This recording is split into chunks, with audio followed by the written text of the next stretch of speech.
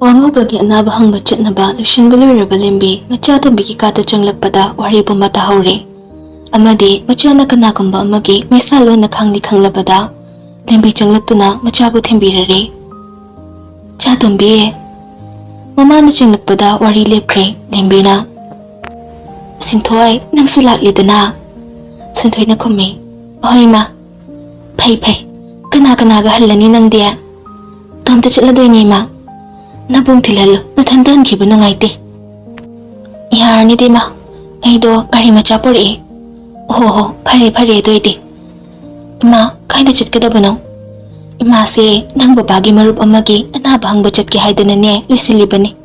Aduda tombi se sune pubi se hairiba nang babana. Thoibi na. Ma echut patalle. Hai ngahak yurusi. Nang ima bimola hoigi sune milejadabani. Kari no mating kara panglam sine. Sinthoi su limbigi waduda Thoibi do ansingdana. Thoibi ngahak chatluro. Aisu yumhan mathenglani hanna batawrage. Haina hogalakle. Chatlamdaida limbi da su hairami. Ima ayamuk chatlukige. Limbi su kumhawe. Hoi. Gari gado inti na thauko. Gari yam kungbani aikhoi swaise. Hoi ma. Sinthoi chatkre limbi machabu nungsina yengjaduna. Loisilodana nangso. Thoibi mamabu yengduna. Ima ay chut patalleba. Hai nahangi imaduna nang buduk nungsina luna dawribado nang bab tadene. Machani ngola matang yawrabadi haiduna laisariba nangi mabimolana. Nang bu ubada mabuk thoki machagum nang bu nungsina luna dawjariba. Hauji masa sontana leiraba kansida magi mabu khazitang oiragasu phaba ngamra haibado iyengse haibanine. Ima nahangi imadasu nari haibra. Nupi yaudaba imungu oibaga yam waramlani tawribado. Ma babaga makoigi baba ahalduga kiyam luna dinarake. Yam luna dinarakrabazani. Nang babana baba wangu babu inthopa ngamdabagi maramsu yamna chawna leikre. Ima kay maram gino aisu khangba yabra. Limbi nukfe tawna. Thaina nang baba se yam warame. Thamo wangu badi mapa mapuna kairag wangna thabiduna thambirambani do. Adagi ichibu molagisu mapa mapu yam lingbani. Aduga somdana nang baba khagwaba nate. Aigisu ima ipangantana kaina duna leiraklabani. Likaina kana matana hanna yingsinbinaba leitrabakan matamduda napana lepikibani. Napagi awatpa leirakpadana mo nang baba wangubana yingsinbiduna lakibani. Ujiktadane matamdo hairagane sonduna nokpagi wani. Matamdudade hingbase asuk wabuiriko khankibani. Machabu khara hijasinjanaba haidunaso wahai kharaga thamlae. Punsise chatkadaba lambi yamna sangbani. Chatliba lakadaba lambidugi khallaga haukiba kanadaba waribu kauthokpa higadabani. Miyaiba amo ina poglabadi punsigi awa nungai lusinba higadabani. Ngasi aina warasu matung aigi nungaiba purakpa matam masana lakani. Ngasi aina kaplasu nongma natraga nongmadi aigi mino soidana halakani. Ngayaki wakana punsibu ninda tawduna hingadaba nate. Aigi awabadi aina phangadabani. Aigi pirangdi aina khamjingadabani. Mado kana matana laktuna themjinba khamjinba ngamlu nangna sanatana. Mamagi wahai kharaduda Thoibi wangangda mamabu yenglee mathamoi manungda sonjake. Ima nangse kayada pasariba. Ima nangse kayada matik chawna magul leiriba. Ima nang leirambagini ko ngasi aina taibang pangi awa nungai masak ubo pangchariba.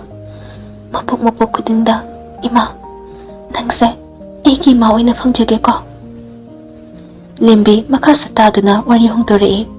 Chalo lusiluro ngahak yuna batawrusi. Asumna henba limbi amadi Thoibi wangubage yumyoragle punna wangubana hipliba ka aduda famine ikoy-koyna. Limbi na nahando dukangi angang nupa machaduna tamo nari hospitalize tawri hairi adudadi ikoysu hek pakhaluridana. Wangubana karisu hina ꯁꯣꯛꯄ ꯅꯥꯕ ꯅꯠꯇꯦꯗ. ꯕꯤꯃꯣꯂꯥ ꯃꯄꯨꯔꯣꯏꯕꯗ ꯌꯦꯡꯗꯨꯅ ꯑꯩꯁꯨ ꯋꯥꯈꯜꯁꯦ ꯈꯪꯄꯤꯛ ꯄꯤꯛꯁꯤꯟꯈꯤꯗꯅ ꯑꯅꯥꯕ ꯑꯣꯏꯔꯤꯕꯅꯤ. ꯏꯆꯥꯅꯨꯄꯥꯅ ꯋꯥꯈꯜ ꯌꯥꯎꯃꯟꯗꯦ ꯍꯦꯟꯅ ꯈꯟꯖꯤꯟꯃꯜꯂꯤ ꯆꯩꯔꯤꯕꯅꯤ. ꯑꯗꯨꯕꯨ ꯀꯗꯥꯏꯗꯒꯤ BP ꯁ꯭ꯇ꯭ꯔꯣꯛ ꯇꯧꯕ ꯀꯥꯏꯁꯦ ꯃꯣꯏꯅ ꯐꯅ ꯂꯣꯠꯂꯁꯨ ꯑꯩꯗꯤ ꯈꯔꯗꯤ ꯈꯪꯂꯤꯅꯤꯗꯅ. ꯏꯍꯦꯟꯕꯅ ꯑꯗꯨꯕꯨ ꯃꯔꯨꯞꯅ ꯁꯨꯝꯅ ꯐꯗꯨꯅ ꯂꯩꯔꯝꯕꯁꯦ ꯌꯥꯝꯅ ꯐꯔꯦ. ꯂꯦꯝꯃꯤꯅ ꯑꯉꯥꯡꯁꯤꯡꯗꯤ ꯎꯗꯦ ꯊꯕꯛ ꯆꯠꯅꯈꯤꯕ꯭ꯔꯥ? ꯕꯤꯃꯣꯂꯥꯅ ꯊꯕꯛꯇꯣ ꯆꯠꯍꯟꯅꯤꯡꯗ꯭ꯔꯕꯅꯤ ꯃꯣꯏꯁꯨꯅꯦ, ꯑꯗꯨꯕꯨ ꯎꯄꯥꯏ ꯂꯩꯇꯕ. ꯃꯤꯔꯣꯜꯒ ꯂꯩꯇꯕꯒ ꯑꯩꯁꯨ ꯃꯇꯦꯡ ꯑꯃꯗꯤ ꯄꯥꯝꯃꯤ. ꯆꯠꯈꯤꯅꯨ ꯍꯥꯏꯔꯁꯨ ꯉꯝꯗꯦ ꯃꯈꯣꯏꯒꯤꯅꯦ ꯆꯤꯟꯖꯕꯁꯦ ꯎꯕꯗ. ꯕꯤꯃꯣꯂꯥ ꯊꯣꯏꯕꯤꯕꯨ ꯅꯨꯡꯁꯤꯅ ꯌꯦꯡꯗꯨꯅ ꯍꯥꯏꯔꯛꯂꯝꯃꯤ. ꯆꯥ ꯊꯣꯏꯕꯤꯁꯦ ꯁꯤꯗ ꯃꯇꯝ ꯈꯔ ꯂꯩꯍꯧꯔꯁꯤꯗꯅ ꯏꯃꯥꯒ. ꯊꯣꯏꯕꯤ ꯈꯨꯝꯐꯝ ꯈꯪꯗ ꯃꯃꯥꯕꯨ ꯑꯣꯏꯅ ꯌꯦꯡꯂꯛꯏ. ꯕꯤꯃꯣꯂꯥꯅ ꯃꯇꯧꯗꯨ ꯈꯪꯂꯗꯨꯅ ꯃꯈꯥ ꯁꯠꯊꯊꯩ. ꯅꯨꯄꯤꯒ ꯂꯩꯇꯕꯒ ꯋꯥ ꯑꯃ ꯇꯥꯅꯅꯤꯡꯂꯛꯄ. ꯋꯥꯔꯤ ꯇꯧꯐꯝ ꯉꯥꯏꯍꯥꯛ ꯄꯣꯊꯥꯐꯝ ꯍꯥꯏꯕꯗꯣ ꯂꯩꯇ꯭ꯔꯕꯅꯤꯗꯣ ꯑꯩꯗꯤ. ꯏꯍꯦꯟꯕ, ꯅꯆꯥꯅꯨꯄꯤꯁꯦ ꯃꯇꯝ ꯈꯖꯤꯛꯇꯤ ꯑꯩꯒꯤꯗ ꯊꯝꯖꯔꯒꯦꯗꯅ. ꯀꯣꯂꯦꯖ ꯍꯥꯏꯔꯦ ꯁꯤꯗꯒꯤ ꯆꯠꯄꯗꯅ ꯍꯦꯟꯅ ꯅꯛꯂꯦ. ꯍꯦꯟꯕ ꯈꯨꯝꯐꯝ ꯈꯪꯗ ꯅꯣꯛꯏ ꯕꯤꯃꯣꯂꯥ ꯑꯃꯨꯛꯁꯨ. ꯌꯥꯗꯕꯒ ꯌꯥꯔꯣꯏꯀꯣ. ꯂꯦꯝꯕꯤꯅ ꯈꯔꯅꯦ ꯆꯕꯤꯠ ꯆꯕꯤꯠ ꯅꯥꯒꯟꯕꯅꯤ ꯃꯤꯒ ꯀꯌꯥ ꯂꯣꯏꯅꯗꯕꯒ. ꯕꯤꯃꯣꯂꯥꯅ ꯑꯗꯨꯒꯤꯕꯨ ꯀꯔꯤꯅꯣ ꯂꯦꯝꯕꯤ, ꯑꯩꯁꯨ ꯂꯩꯔꯤ, ꯃꯕꯨꯡ ꯑꯅꯤꯁꯨ ꯂꯩꯔꯤꯗꯅ. ꯁꯤꯗ ꯂꯩꯔꯤꯉꯩ ꯈꯣꯏꯕꯁꯨꯅꯦ ꯄꯨꯕꯤꯗꯧꯅꯤ ꯏꯃꯥꯅ. ꯊꯣꯏꯕꯤ, ꯅꯪꯕꯨ ꯌꯥꯅꯤꯡꯗꯕ꯭ꯔꯥꯅꯦ? ꯊꯣꯏꯕꯤꯅ ꯁꯦꯠꯅꯕ ꯐꯤꯁꯨ ꯄꯨꯔꯛꯇꯦ ꯑꯩꯗꯤ. ꯕꯤꯃꯣꯂꯥ ꯅꯣꯛꯂꯒ ꯑꯗꯨꯒꯤꯕꯨ ꯀꯔꯤꯅꯣ, ꯏꯃꯥꯒꯤ ꯎꯄꯨꯗ ꯐꯖꯕ ꯅꯨꯄꯤ ꯃꯆꯥꯁꯤꯡꯅ ꯁꯦꯠꯄꯗ ꯄꯛꯆꯒꯗꯕ ꯐꯅꯦꯛ ꯐꯤ ꯃꯆꯨ ꯑꯅꯧꯕ ꯌꯥꯝ ꯌꯥꯎꯔꯤ. ꯑꯁꯤ ꯁꯦꯠꯂꯒ ꯂꯣꯏꯔꯦꯗꯅ. ꯊꯣꯏꯕꯤꯗꯤ ꯂꯩꯍꯧꯕ ꯌꯥꯗꯅꯕ ꯍꯥꯏꯖꯔꯛꯄꯅꯤ. ꯑꯗꯨꯕꯨ ꯕꯤꯃꯣꯂꯥꯅ ꯑꯋꯣꯏ ꯇꯥꯅ ꯍꯥꯏꯔꯕꯗ ꯈꯨꯝꯐꯝ ꯈꯪꯈꯤꯗ꯭ꯔꯦ. ꯍꯦꯟꯕꯁꯨ ꯕꯤꯃꯣꯂꯥꯅ ꯍꯧꯗꯣꯔꯛꯂꯤꯕ ꯋꯥꯐꯝꯗꯣ ꯈꯖꯤꯛꯇꯤ ꯌꯥꯅꯤꯡꯕ ꯑꯣꯏꯗ꯭ꯔꯦ. ꯑꯗꯨꯕꯨ ꯌꯥꯔꯣꯏ ꯉꯝꯂꯣꯏ ꯍꯥꯏꯕꯁꯨ ꯉꯝꯗ꯭ꯔꯦ. ꯑꯗꯨꯅ ꯇꯞꯅ ꯍꯥꯏꯔꯛꯏ ꯃꯆꯥꯗ. ꯆꯥꯇꯣꯝꯕꯤ, ꯉꯁꯤ ꯍꯌꯦꯡꯁꯦ ꯅꯃꯥ ꯕꯤꯃꯣꯂꯥꯒ ꯂꯩꯃꯤꯟꯅꯔꯣ. ꯃꯊꯪ ꯅꯨꯃꯤꯠꯇ ꯏꯄꯥ ꯂꯧꯕꯃꯨꯛ ꯂꯥꯛꯂꯒꯦ. ꯅꯃꯥꯒꯤ ꯃꯇꯦꯡ ꯅꯨꯡꯇꯦꯡꯅꯦ ꯈꯔ ꯇꯧꯗꯨꯅ ꯐꯖꯅ ꯂꯩꯃꯤꯟꯅꯔꯣ. ꯂꯦꯝꯕꯤꯗ ꯑꯃꯨꯛ ꯑꯣꯟꯁꯤꯟꯗꯨꯅ ꯃꯃꯥ, ꯑꯩꯈꯣꯏꯁꯨ ꯊꯦꯡꯈ꯭ꯔꯅꯤ, ꯍꯟꯅꯕ ꯇꯧꯁꯦ. ꯌꯨꯝꯗꯁꯨ ꯀꯅꯥꯝꯇ ꯂꯩꯔꯝꯂꯣꯏ. ꯂꯦꯝꯕꯤꯁꯨ ꯍꯧꯒꯠꯂꯛꯂꯤ. ꯍꯣꯏ ꯕꯕꯥ. ꯇꯣꯝꯕꯤ, ꯐꯖꯅ ꯂꯩꯌꯨꯀꯣ. ꯅꯪ ꯏꯃꯥꯒꯤ ꯃꯇꯦꯡ ꯄꯥꯡꯉꯣ. ꯕꯤꯃꯣꯂꯥꯅ ꯊꯕꯛ ꯇꯧꯅꯕ ꯂꯩꯍꯟꯕ ꯅꯠꯇꯦꯅꯦ ꯂꯦꯝꯕꯤ. ꯋꯥꯈꯜꯁꯦ ꯄꯣꯊꯥꯕ ꯉꯝꯕ꯭ꯔꯥ ꯍꯥꯏꯕꯗꯣ ꯌꯦꯡꯒꯦ, ꯏꯆꯥ ꯊꯣꯏꯁꯦ ꯏꯅꯥꯛꯇ ꯊꯝꯂꯒ. ꯂꯦꯝꯕꯤ ꯅꯣꯛꯏ ꯋꯥꯡꯉꯨꯕꯁꯨ ꯍꯥꯏꯔꯛꯏ. ꯇꯥꯎ, ꯑꯩ ꯊꯤꯟꯗꯣꯛꯇ꯭ꯔꯦꯍꯦ. ꯌꯥꯔꯦ ꯏꯇꯥꯎ, ꯄꯣꯊꯥꯍꯧꯔꯣ. ꯆꯥꯇꯣꯝꯕꯤ, ꯕꯕꯥ ꯆꯠꯂꯨꯈꯤꯒꯦꯀꯣ. ꯂꯦꯝꯕꯤꯅ ꯃꯆꯥꯕꯨ ꯃꯅꯝ ꯅꯝꯕꯤꯔꯦ ꯃꯀꯣꯛꯇ ꯅꯨꯡꯁꯤꯅ ꯅꯥꯟꯊꯕꯤꯗꯨꯅ. ꯏꯔꯦꯟꯖꯅ ꯂꯩꯌꯨꯀꯣ ꯊꯣꯏꯕꯤ.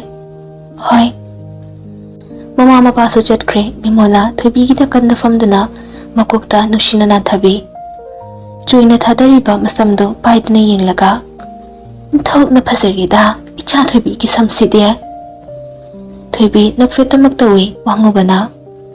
ꯃꯃꯥ, ꯅꯆꯥꯅꯨꯄꯤꯗꯣ ꯃꯐꯤ ꯍꯣꯡꯍꯟꯕꯤꯔꯨꯔꯣꯗꯅ. ꯃꯥꯒꯤ ꯀꯥꯗꯨꯃꯁꯨ ꯐꯖꯅ ꯁꯦꯝꯕꯤꯔꯣ. ꯍꯣꯏ ꯃꯈꯣꯏ ꯕꯕꯥ. ꯊꯣꯏꯕꯤꯗ ꯑꯃꯨꯛ ꯑꯣꯟꯁꯤꯟꯗꯨꯅ ꯆꯥ ꯊꯣꯏꯕꯤ, ꯂꯥꯛꯑꯣ, ꯅꯪꯒꯤ ꯂꯩꯅꯕ ꯀꯥꯗꯣ ꯏꯃꯥꯅ ꯇꯥꯛꯑꯒꯦ. ꯋꯥꯡꯉꯨꯕꯁꯨ ꯍꯥꯏꯔꯛꯏ. ꯆꯠꯂꯣ ꯅꯃꯥꯒ, ꯅꯨꯡꯉꯥꯏꯅ ꯍꯦꯛ ꯂꯩꯊꯣꯛꯑꯣ, ꯅꯌꯨꯝꯅꯤ ꯈꯜꯂꯨ. ꯊꯣꯏꯕꯤ ꯃꯉꯛ ꯈꯖꯤꯛ ꯍꯥꯏꯗꯨꯅ ꯊꯣꯛꯈ꯭ꯔꯦ. ꯉꯛꯄꯅꯤ, ꯕꯤꯃꯣꯂꯥꯗꯤ ꯊꯣꯏꯕꯤꯕꯨ ꯃꯆꯥꯃꯛꯅꯤ ꯈꯟꯈ꯭ꯔꯕꯣꯏꯀꯣ. ꯃꯥꯒꯤ ꯇꯣꯉꯥꯟꯅ ꯂꯩꯔꯤꯕ ꯐꯅꯦꯛ ꯉꯥꯛꯇ ꯌꯥꯎꯕ ꯎꯄꯨ ꯑꯗꯨꯗꯒꯤ ꯐꯖꯔꯕ ꯃꯆꯨ ꯀꯌꯥꯒꯤ ꯐꯅꯦꯛ ꯄꯨꯊꯣꯛꯇꯨꯅ ꯊꯝꯂꯔꯤ. ꯀꯗꯥꯏꯗꯒꯤꯅꯣ ꯈꯪꯗꯦ ꯅꯨꯄꯤ ꯃꯆꯥꯒꯤ ꯐꯨꯔꯤꯠ ꯑꯃꯁꯨ ꯄꯨꯊꯣꯛꯇꯨꯅ ꯊꯣꯏꯕꯤꯗ ꯄꯤꯔꯔꯤ. ꯕꯦꯕꯤ ꯄꯤꯡ ꯃꯆꯨꯗ ꯈꯨꯗꯥꯡ ꯈꯖꯤꯛ ꯌꯥꯎꯕ ꯐꯨꯔꯤꯠꯇꯨꯃꯒ ꯃꯣꯔꯣꯛ ꯑꯀꯥꯕ ꯃꯆꯨꯗ ꯃꯄꯥꯟ ꯕꯦꯕꯤ ꯄꯤꯡꯅ ꯀꯣꯠꯄ ꯐꯅꯦꯛꯇꯨꯃꯒ ꯁꯦꯠꯇꯨꯅ ꯊꯣꯛꯂꯛꯄꯗꯨꯗꯤ ꯕꯤꯃꯣꯂꯥꯗꯤ ꯃꯃꯤꯠ ꯀꯨꯞꯇ ꯌꯦꯡꯂꯛꯏ. ꯕꯤꯃꯣꯂꯥꯅ ꯏꯟꯊꯣꯛꯅ ꯐꯖꯔꯦꯗ ꯏꯆꯥꯗꯤ. ꯊꯣꯏꯕꯤ ꯏꯀꯥꯏꯅ ꯕꯤꯃꯣꯂꯥꯒꯤ ꯅꯥꯀꯟꯗ ꯐꯝꯊꯔꯛꯏ. ꯕꯤꯃꯣꯂꯥꯅ ꯐꯨꯔꯤꯠꯁꯦ ꯑꯩꯗꯤ ꯈꯔ ꯄꯤꯛꯀꯗ꯭ꯔꯥ ꯈꯜꯂꯨꯕꯅꯤ, ꯌꯥꯝ ꯐꯖꯔꯤ, ꯆꯞ ꯍꯦꯛ ꯆꯥꯅꯩꯗ. ꯏꯃꯥ, ꯐꯨꯔꯤꯠꯁꯤꯕꯨ ꯀꯅꯥꯒꯤꯅꯣ? ꯏꯃꯥꯁꯦ ꯊꯥꯏꯅ Tholame, nang da chona class 11 la 12 la karingai matamni. Adudane imagi pok numitai haibagi leiduna puraklaga surprise tawkiba puritni. Imana sum nugsi haiduna thamjinbani. Adubu tahaduna nahan bakhe leibado nasidi ichagi uyu tamkhredana. Imana yam pamuna thamjabase aina muli thopire. Ichana nugsi na pirakba khudol se aina yam nugsi jabe aige icha ningol da amo aina khudol tawbani. Khudol transfer tawbani karisu kaide. Somupu manungda tahaduna leibaduna henane purisuna warauribani. Mahabu mirai bihai bagi wakal dusune ngasidagi di leiraroidana. Numit si suta silakli nabung halakpadane insang liro haikisi. Ima puan namukta tawrukigi. Ima. Bimola hogatuna chatkita ubadu leptuna. Kaidawre? Thoibi fumlamadagi tapna hogatuna. Imong se wairam tasilaklagi. Sumjet. Bimola noglaga. Ima tawgine nabi macha. Thoibi sum muli kumi.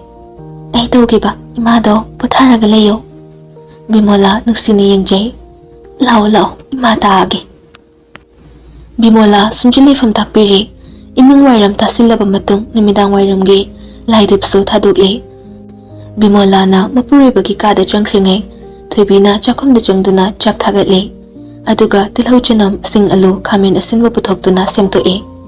Aduga Bimola na hektuna thamlamba samaroi fadikomdo mankhatpa mukhawi.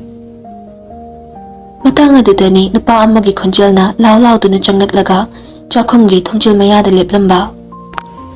Thoibi so khajikli thorak padawragli hojiktada brown beige color gi khudang yawbi formal shirt aduga khudang mapagi frituna kuning mapa khajik yawna takhatuna nupagi chawna cheliba khudang gi singli adu uhalli. Makhut khudang dana silver color gi ghari dumaga charcoal gray color gi formal pant khwang da fari balanglaba amubu machu gi belt dumaga black shoes dumaga heg yengbada dressing do yamna chanai yamna lemi.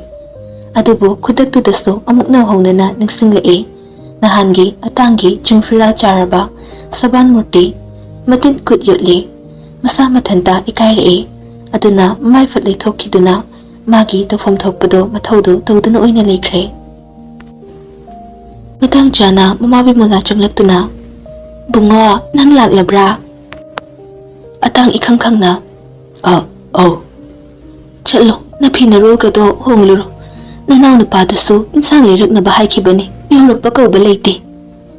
Insang di kay thonggi hayno nga thongba do na chalse cha bahiraroy haydana ihin lero hay kibani na chalse ga tawraga hotna minaro imangay hakne na pagi managda leiruke. Ohoy. Thoibi da falab yengi aduga masa thokre kada changlaktuna mafihong toi aduga iruja thokre. Thuna magi leiriba white color gi t-shirt dumaga grey color gi half pant dumaga hongdoktuna kumtharagli. Chakomda changlakpada dondon basu leiramli mayamba changlakpu ubada haire. Insang sidi tamona thumo ai sumda chai tharukigi yaadre humangna. Dondon ba Thoibi don sindana. Icha tamo ko puna tominaru aiso amta phachai tharukigi ko. Oi. Dondon ba thokre atang su changlaktuna tapna haire. Mari mapangdi simuliraba. Sida leire. Khang thangkatli uhang namasang li. Nangi mingdo Thoibi haiba natro. Hoi. Khang da thawai chili uhang so adumak lepte. Semester di kaya ni ba nang nagaido? Second semester. Kay subject da honors lo ba? Political science. Bot lep ka draw. Thoibi tingak. Lepoy. Atang sungnok da fagitawi. Kayge lepoy draw. Kaso kakini. Masak phazabani na ha. Ozikan voti masak phazabi mayam gi uir haina bani. Nangso kani thasai. Nongma tapun ki balaite. Nongma chakchara amakak charubadunade. Laina lontinam haibadi kanana hune. Masigi nupasi ngawbra. Aibu maga hana tinakibra khalle. Atangso angang ni khanduna laknari bani. Amuk sulepte madi laknaba. Kay khalige laina haise chumdro. Haina saraba thauda tespata manado thada bahuwe. Thoibi tapna khumla'e. Khangde kamta. Soiduna thamlaba tilhau chanam singna chingbasingdo mathang ngauba hora'e. Wasa ngangba lepte. Khangdabaga yaroida. Thoibi atangbu tahanda maram soli. Kai haidino sibo iba. Handa college bota nang lefan batare ina. Thoibi asingba mag oirabui khaladuna yam thuna. Ai tale. Atang no ikhasitang. Tundun pada semluk tuna thamlamba yendo thangkatuna khangda hichile. Thumsu pholo tuna makutna khrakot tuna yendo ta chaisinke khabai bai tuna otke. Aduga makum khumduna mamaili sila Thoibida. Hairi asumna. Kaigi taliba. Political already votlip tawnina. Political over kuding votlip na haba later bani. Khangde idi. Political already votlip ne wasid lui.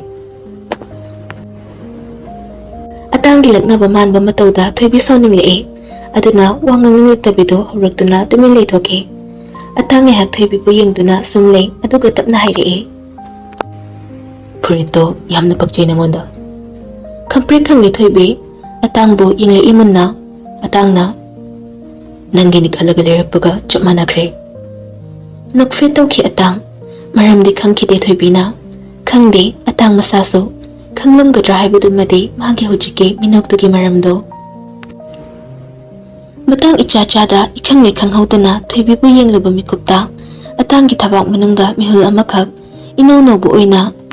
Dongan ba mihul amathoklatuna chungba horagli. Atang masamatunta swailauje. Kanghawde khabay paiduna layramba makutuna magi tabak mapada amuktang thamduna yenglubani. Machildana asi kakson ke. Karamba ingalgi mihul no side.